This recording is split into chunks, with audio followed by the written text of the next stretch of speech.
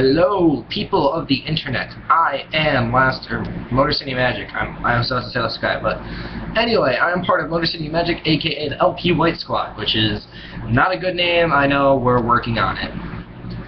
But as you know, John had uploaded a Lightsprint deck profile for you guys earlier. So now what I'm going to do is I'm going to deck profile my favorite control deck of the format right now, which is Dark Worlds. And then tomorrow you will get Austin's Battery Man deck profile, and then you'll get Chris's Heroic Challenger deck profile. You know, because he's part of the White Squad too, but it's not important. Anyway, into the deck profile, I will explain everything at the end of the video. Alright, so to start off, you've got your boss monster. 3 copies of Grapha, Dragon Lord of Dark World. He is the biggest beater in the deck. He's got 2700 attack.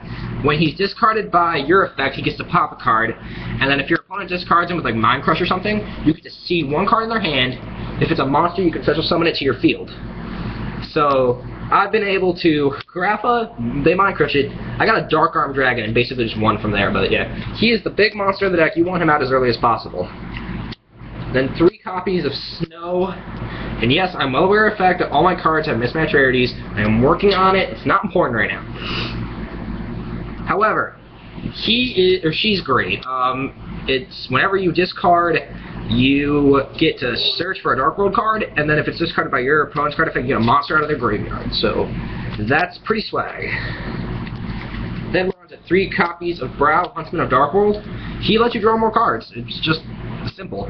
You pitch him to a Dark World dealings, you get 2. Drag down, he gets 2. Gates, you get 1. But if you discard him, you get 2. But he can draw you up to 3 cards a turn. It's ridiculous. You can go through your deck so fast. 2 copies of Beige. Now some people are thinking, well, why 3 brown, only 2 beige? Well, the thing is, my deck is more controlling than others. The thing is, though, I like 2 beige, just because I can go special, pick it up, Grapha, normal, get a second Grapha, make a rank 8. So, beige is a very, very good card. I love it as a 2 of. If I went to 3, I'd be playing a very aggressive deck, which I don't want to do that. I just want to sit back, have a Grapha, 4 back row, let's go. I want to have a constant stream of card advantage, which is why there's only 2 in the deck. 2 copies of Fabled Raven. I'm sorry, I only have 1. I know, I ordered, everybody's been ordering stuff and it's crazy. I have things shipped everywhere. You know, hopefully I get the second one tomorrow. If not, I might be screwed because I might have to replace it. But Fabled Raven is probably one of the best cards in the deck. It lets you discard any number of cards, and it's once per turn. So you can do this over and over and over again. So it's like, I've been able to pitch 2 cards, make it a 4, summon Beige, go into Red Dragon Archfiend, and swing for game. It's like, it's a very, very powerful effect. 2 copies of Trance Archfiend. He's another discard outlet. I'm surprised he's not a cost. I just don't know why. I mean, thank you anyway, because this card's broken. I mean, it's not broken per se, it's just good in the deck. I mean, you can pitch a Dark World, and then if he's destroyed and sent to your graveyard, you get a banished Dark Monster. So if they banish a Grapha with a bottomless, haha, bitch, he's back, so... And he can get as high as 2300, so he almost gets around Ginlock, which is kind of depressing. My last monster is Tour Guide. Everybody knows what Tour Guide is right now. It gets you. You can go Tour Guide, Brow, pick it up for Grapha, or you can go into Zen Mines, which is a possibility. On to the spells. We are on to 3 copies of the Gates of Satan. I mean, this card's just great. I mean, all your fiends get 300 attack and defense, which can be a problem sometimes, because if you're going up against a deck like S-Knights or Boojins and they just make Ragna 0, you hate this card. However, it does give you a steady stream of card advantage, and because, you know, Trance, when he dies, banished, comes back to your hand, so if you banish a fiend that you want back off of this, you can kill your Trance with a Dark Hole, or suicide it into battle to get a fiend back from your banish zone, which is why Gates is a very, very powerful card in my deck. Then, the standard triple dealings, it's draw 1, discard 1, triggers all your Dark Worlds. I also have 3 copies of Upstart in here. This is just for the extra ability to draw cards. That's really it. Nothing more, nothing less. I'm surprised. Oh, all 3 of them say magic card. I thought 1 said spell, but Upstart, draw cards. Probably the best spell in the deck is 2 Drag Down into the Grave. For those who don't know what it does, it's a normal spell. When you activate, you get to, both players reveal their hands. So I take a card out of my opponent's hand, and my opponent takes a card out of my hand. The problem is, I can just go, okay, step 3, activate, I got 2 Dark Worlds in my hand, which one goes to the grave? This card is so good. It's just, oh my god, so much value. And in the Dark World mirror match, it's ridiculous, trust me. 2 Dark Hole, because I'm 2 Porter Ford Regeki. My 1-ofs are Allure, Book of Moon, and Foolish. Allure puts it's just draw power, really. I mean, if you don't have a Dark to discard or banish, it's kind of depressing, but whatever. Jin Lockdown, and Grapha. I mean, it's basically a 4th Grapha, honestly. That's the spell cards. We're on to the traps. I've got 2 main deck Mind Crush. This card's great. I mean, it's probably a top 5 trap in the format right now. It's just, so many decks are searching right now. It's Necros, S-Knights, Fire Fist, Bujins, Mermails. I mean, I can think of almost every deck it kills, except for those new people who like play really shitty decks, but whole nother rant for a whole nother day. However, Mind Crush is probably the best trap in the deck. 1 Mirror Force, 1 Dark Smog, and 1 Eradicator Epidemic Virus. I'm sorry I don't have it, but we all know what it does by now. This card just, you know, it's face down, they're like, oh, it's you know, it's a Dark World trap or something. Or it's like it's Gateway, and then you like flip it up, haha, nigga. So yeah. Mirror Force, probably one of the top 5 traps in the game, just like Mind Crush. Dark Smog is a personal preference for me. You don't have to run it. I just like the card, mainly because Ritual Beast and Lightsworn. Now, I know banishing Ritual Beast, come on, if they're in the grave, you're probably dead. But you do get to discard a Fiend, even if you target a monster in your opponent's graveyard that doesn't get banished. You do get to still discard, which gives you the ability to do crazy things. An Eradicator, you stack your Grapha, you declare speller traps, Necros you call spells, anything else you call traps, and then you just shit on them. The problem is it's terrible against Lightsworns because, you know, they only have like 10 spells and they don't care about it. And then staples in the form of Solemn Warning, Compulse, and Bottomless. That does it for the main deck. I'm going to go on to the extra now. I don't have a very impressive extra deck. I will tell you what I'm putting in. So we're going to start off with the level 7s. 2 X-Saber Urabellum. I wish this was a Black Rose, which a friend is letting me borrow a Black Rose, hopefully. If not, I'll just play 2 of these, but he's just in here to be a level 7 that you can make to put Fiends in your grave for gates. Thought Ruler. I love this guy.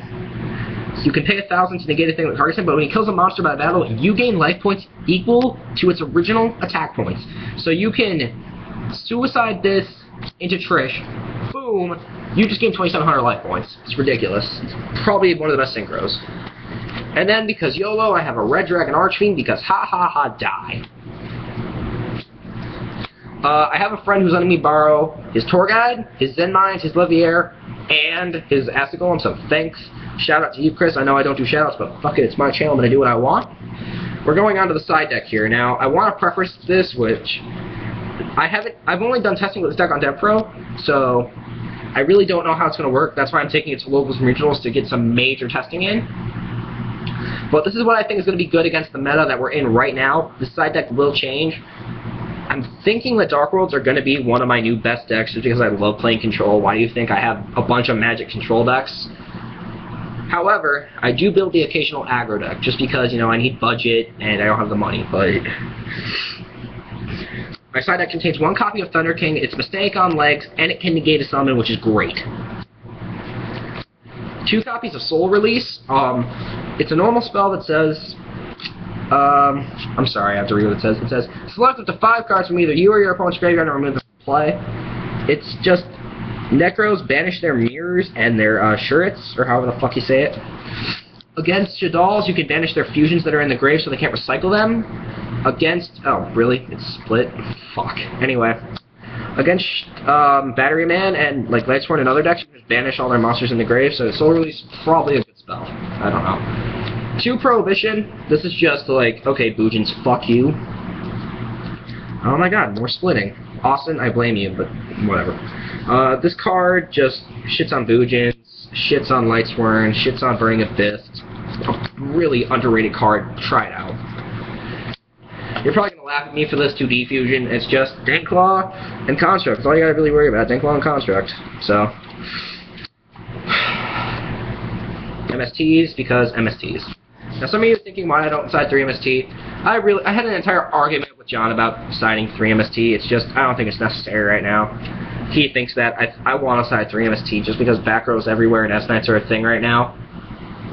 That's just my opinion, but depending on what I see at locals and regionals, I will change it up. On to normal traps, 2 D-Priz, because Beals is a bitch. Force because anything that isn't Beals needs to go die in a fire. 1 skill drain. You know, we don't have any on-field effects that we actually care about except for Tour Guide and, you know, Tour Guide, that's it, really. So this really hurts a lot of decks, like Necros, and, you know, Light Sworns, and, you know, Battery Man. I'm naming all these low tier decks, but really, Burning Abyss, they don't give a damn. You know, Cliff Fort, they want you to skill drain them. They want you to. And, you know, what's another tier deck I get? I'm sorry, guys, I can't think right now, I'm exhausted. The last cards in the deck are 2 Chaos Trapple. It's a Solemn for Light and Dark Snake gets removed from play, so Burning Abyss, fuck you.